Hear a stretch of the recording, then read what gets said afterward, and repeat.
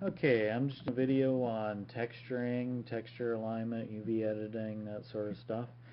So I'm going to grab a shape here and I'll load a texture in. We'll load in, why don't we load in this koala bear.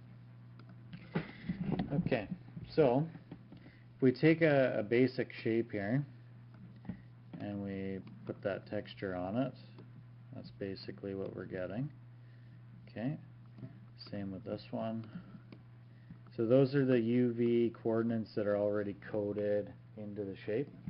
To modify that, I have three options, but the third one hasn't been coded yet. You can put a plain texture map on it. So I'm going to grab this cone and give it the plain texture map. What it's done is it's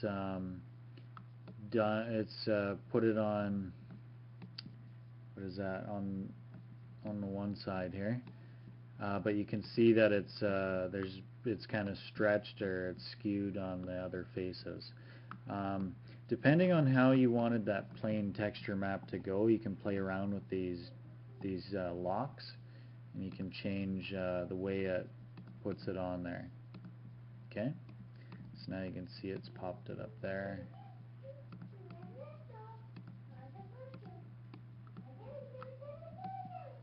There you go. So that's how that works. The sphere mapping, it's not proper, but it kind of works, but kind of doesn't at the same time. So use it at your own risk. I mean, you can always hit the undo function. So if I hit that button there, you can see that it doesn't look like a sphere map at all on that shape. It all depends what kind of shape you have. If I grab this one and put the sphere map on that, you can see it's kind of done something goofy again. So it doesn't really work properly, but on some shapes it does work a little better than others. So for this one here, yeah, so it doesn't work on that shape either. Maybe it will on the cone. Oh.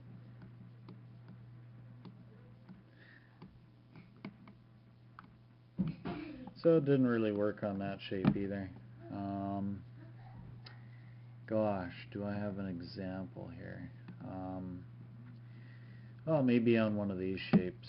So here's a shape that actually has a true sphere map on it.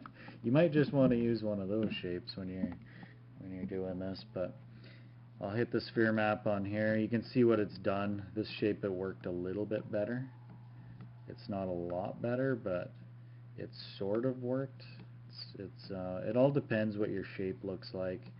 This one, it kind of worked, like I said, but at the same time it kind of didn't. Okay, so that's how the mapping works. You can also change the normals on it. One of them is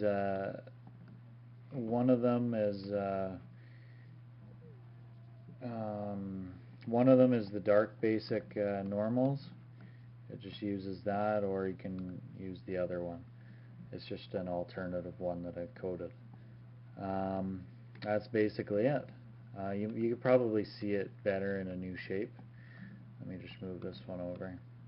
Okay, so I'm going to give that one, so those are the DBP, the dark basic normals. This one here is a coded normals. Okay, that's how the texture stuff works. You can also create a texture color. So if I click on this and I just throw color in there, it's going to apply colors to everything. Okay, that's it for that part.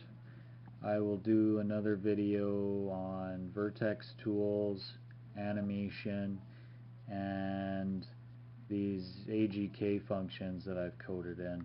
I'll have to do on a separate video as well. Okay, thanks for watching.